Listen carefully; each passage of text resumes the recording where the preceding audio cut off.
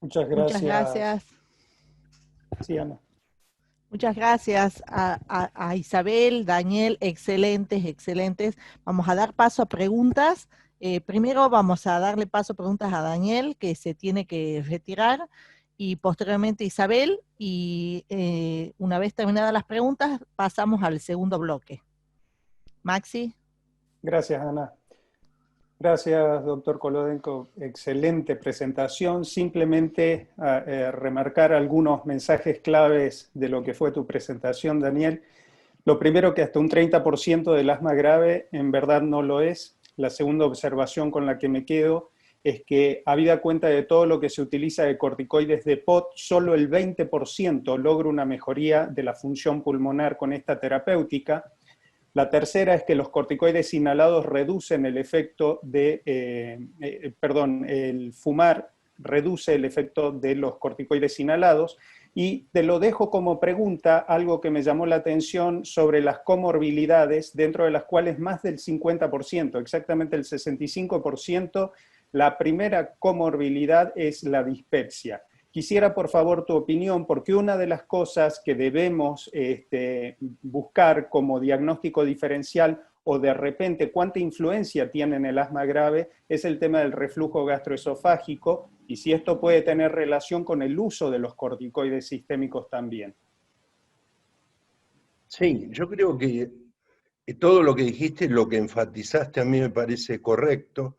El tema de las comorbilidades es un tema complejo porque las comorbilidades pueden o no ser T2, pueden o no ser abarcadas por los biológicos desde el punto de vista terapéutico.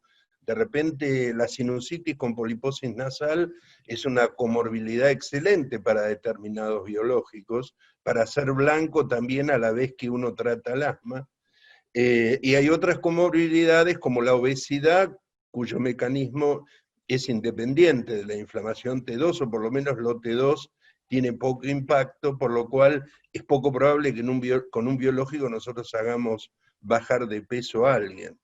Pero sí es cierto que para nosotros es muy importante, y un paciente asmático grave debe ser sometido a un estudio muy, muy detallado. Entre otras cosas, un paciente que tiene asma grave debe tener una tomografía computada de alta resolución con etapas inspiratorias y expiratorias, porque puede haber comorbilidades que uno no detecta en la vida cotidiana, particularmente en pacientes obesos, como es la traqueobroncomalacia, la compresión dinámica excesiva. Son cosas que de repente se resuelven de otra manera. De repente ese paciente va a funcionar mejor con un CPAP, un BiPAP, que con un biológico, ¿no es cierto? Muchísimas gracias, Daniel. Ha sido excelente tu presentación, estas aclaraciones, y te liberamos. Te dejamos Muchas ir. Muchas gracias. gracias por estar presente Muchísimas aquí. gracias. Gracias a vos. Excelente, Sebastián. bueno, sí, excelente, bueno, la verdad que increíble las ponencias, bárbaro. En el chat se han ido haciendo varias preguntas, voy a tratar de ser justo y de recabar algunas. En principio, para la doctora Urrutia, bueno, me pareció genial el contexto de que uno no puede saber y medir bien la adherencia a las guías de la GEMA, esta implementación de protocolos hospitalarios en la indicación. Parece que es algo que está muy bueno. Y en particular hay una pregunta de por qué no se incluyó el dupilumab en el protocolo, considerando la posibilidad de que de los pacientes con asma severa pueden tener asociada la poliposis nasal y el eczema tópico, y que justamente es la combinación que estaría aprobada. Esa sería la primera pregunta. Gracias por la felicitación. En primer lugar, me quiero disculpar del ruido de fondo, que lo grabé en la consulta y está la enfermera haciendo espirometrías y no me di cuenta. Siento mucho estos sonidos que oían detrás. Era una enfermera que tengo con una voz muy potente y lo siento. No te preocupes, Isabel, esto es parte de la vida real. Eso es como los ensayos clínicos y los ensayos de vida real que se dicen, pues me ha pasado lo mismo. Bueno, en cuanto al dupilumab, la respuesta es muy fácil, es porque todavía no se ha comercializado en España.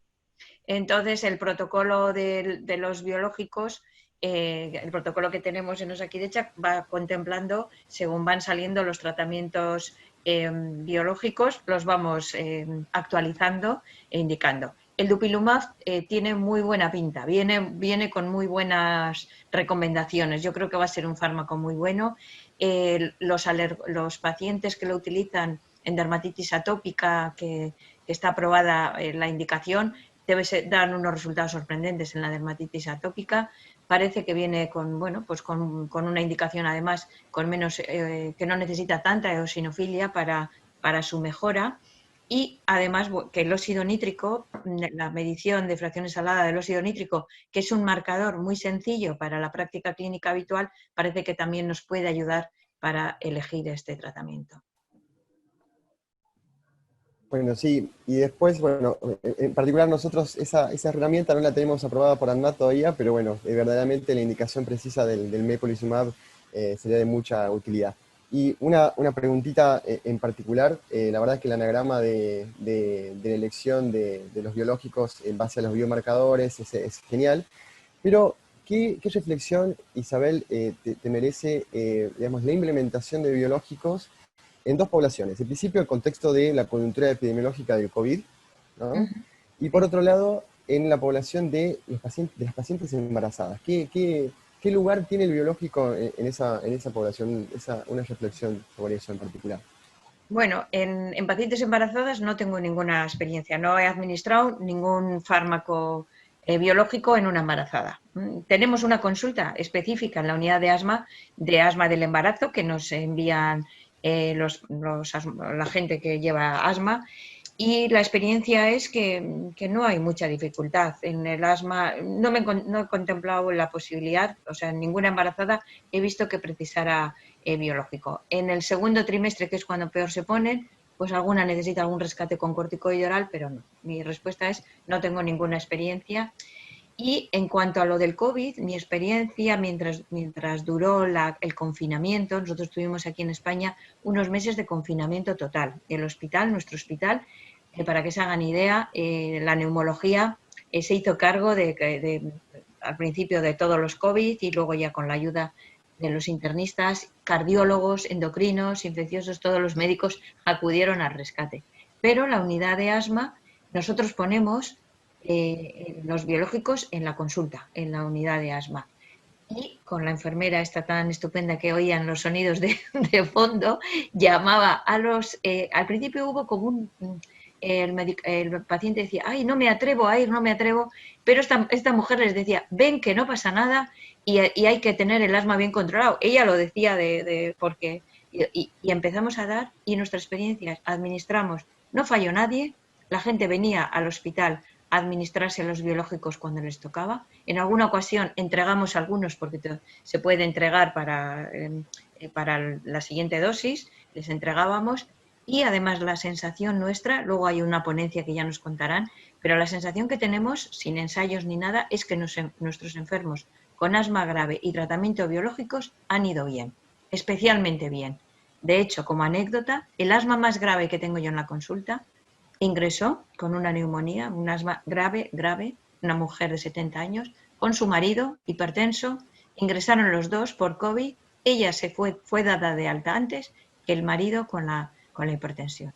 Así que yo el asma grave, con nuestra experiencia, que lógicamente no podemos decir que no es un factor de riesgo, pero no ha sido para tanto. Excelente. Bueno, agradecerles, estamos súper estrictos con el tiempo, agradecerles, la verdad, las disertaciones, un gusto. Y bueno, estamos justo en tiempo cumplido. Somos un relojito suizo. Gracias. Muchísimas gracias, Isabel, Daniel, los coordinadores.